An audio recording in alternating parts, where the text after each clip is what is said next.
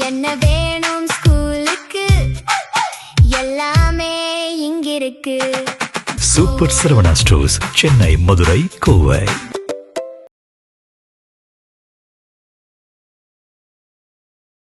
விலகிய பனையூர் பாபு. அடுத்தது யார்? ஆழ்தூக்கும் அறிவாலயம். விடுதலை சிறுத்தைகள் கட்சியுடைய முன்னாள் எம்எல்ஏ பனையூர் பாபு அந்த கட்சி தலைவர் திருமாவளவன் மீது காட்டமான விமர்சனங்களை முன்வைத்து கட்சியிலிருந்து விலகி இருக்காங்க. இந்த சூழல்ல பாபுவோட விமர்சனங்கள் புறந்தள்ளக்கூடியவை அல்ல அப்படின்னு விசிகாவுடைய பொதுச் செயலாளர் சிந்தனை செல்வன் சொல்லியிருக்கிறது கட்சிக்குள்ள கடும் அனல கிளம்பி இருக்கு. என்ன நடந்தது விரிவா பார்க்கலாம்.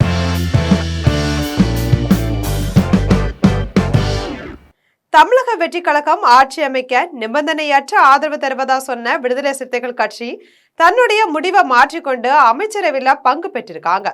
விசிகா சார்பில் துணை பொதுச் செயலாளரும் திண்டிவனம் எம்எல்ஏவுமான வன்னியரசு சமூக நீதித்துறை அமைச்சரா பொறுப்பேற்றுக் கொண்டாங்க.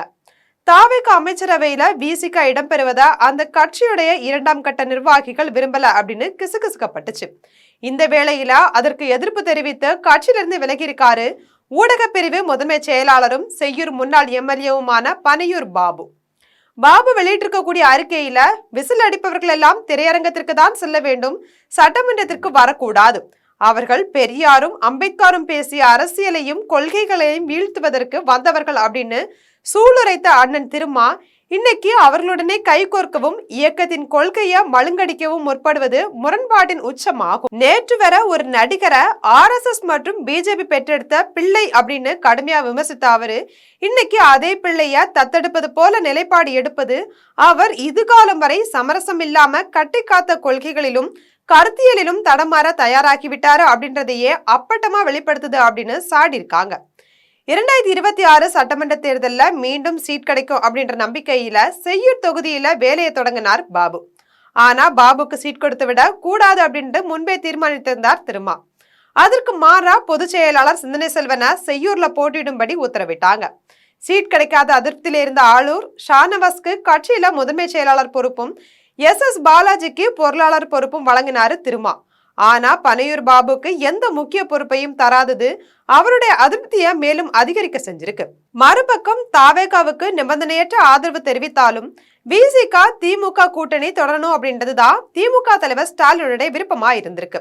ஆனா தாவேகாவுடைய அழுத்தம் தொண்டர்களுடைய கோரிக்கையை ஏற்று தாவேகா அமைச்சரவைக்குள்ள சென்றிருக்கு விசிகா. இதனால டென்ஷனான திமுக தலைமை விசிகாவா அசைத்து பார்க்க முடிவெடுத்திருக்காங்க. பனீர் பாபு வெளியேறிய சூழல்ல எக்ஸ் தளத்துல கடிதம் ஒன்றையும் வெளியிட்டிருக்காங்க பொதுச் செயலாளர் சிந்தனை செல்வன். பனீர் பாபு தன் முடிவை மறுபரிசீலனை செய்ய வேண்டும் அப்படின்னு தொடங்கக்கூடிய அந்த கடிதத்துல கட்சியுடைய அண்மை கால முடிவுகளின் மீது தாங்கள் வெளிப்படுத்திய வருத்தம் பொருந்தள்ளக்கூடியது அல்ல, ஆயினும் ஒற்றை பணிவுடனும் உரிமையுடனும் சுட்டிக்காட்ட கடமைப்பட்டிருக்கிறேன். தலைவரின் எந்த முடிவும் தன்னலம் சார்ந்ததல்ல. 1000 ஆண்டு கால சமத்துவ கனவுக்காக தன் வாழ்வை தன் இளமையை ஒப்படைத்துக் கொண்ட அவர் குழந்தையின் கையை பிடித்து முன்னால் வழிகாட்டி செல்லும் ஒரு தாய். சில நேரங்கள்ல அத்துமீறி ஓடும் குழந்தையோட பின்னால் ஓடி வருவதை போல தலைவர் தன் அரசியல்ல உத்திய மாற்றியிருக்காரு. உத்தி மாறினாலும் சாதி ஒழிப்பையும் சனாதன எதிர்ப்பையும் கைவிடவா போகிறோம் நாம் அப்படின்னு சொல்லியிருக்காரு சிந்தனை செல்வன். தாவேக அமைச்சரவையில விசிகா பங்கேற்றதுக்கு எதிர்ப்பு தெரிவித்து வெளியேறியிருக்காரு பாபு. ஆனா பாபு வெளிப்படுத்திய வருத்தம் புறந்தள்ளக்கூடியது அல்ல அப்படின்னு சிந்தனை செல்வன் சொல்வது சர்ச்சையா வெடித்திருக்கு.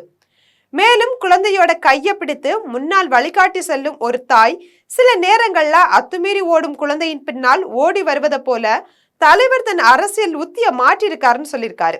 இங்க இந்த அத்துமீறி ஓடும் குழந்தை அப்படின்னு யார சொல்கிறாரு? வன்னியரசுவ சொல்கிறாரா, ஒட்டுமொத்த கட்சியை சொல்கிறாரா அப்படின்றது தெரியல. ஆனா விஜயோட அமைச்சரவையில விசிகா இடம்பெற்றத கட்சியின் 2ஆம் கட்ட தலைவர்கள் விரும்பல அப்படின்றது மட்டும் தெளிவா தெரியுது. ஆழ்தூக்க அறிவாலயம் முனைப்பு காட்டி வரக்கூடிய நிலையில பனையூர் பாபுவோட நிற்க போகுதா இல்ல லிஸ்ட் நீளமா அப்படின்றதையும் திரும்ப இந்த நெருக்கடியை எப்படி சமாளிக்க போகிறார் அப்படின்றதையும் பொறுத்திருந்துதான் பார்க்கணும். விசிகா பொறுத்த வரைக்கும் யார நம்பியும் இல்ல, முழுக்க முழுக்க திருமாவை நம்பிதான் இருக்குது. ஸ்டாலின் ஆட்சியில 3 விசிகா எம்எல்ஏக்கள் இருந்தாங்க. இந்த மூவருமே திமுகவோட அடிமைகளா தான் இருந்திருக்காங்க. இவங்க எப்போதுமே விசிகா எம்எல்ஏ அப்படின்ற நினைப்புல இல்லாம தான் இருந்திருக்காங்க.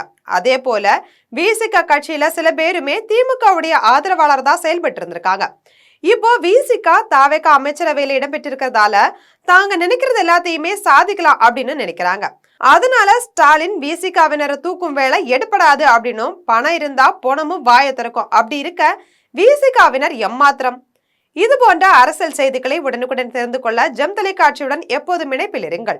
என்ன வேணும் ஸ்கூலுக்கு, எல்லாமே இங்கிருக்கு.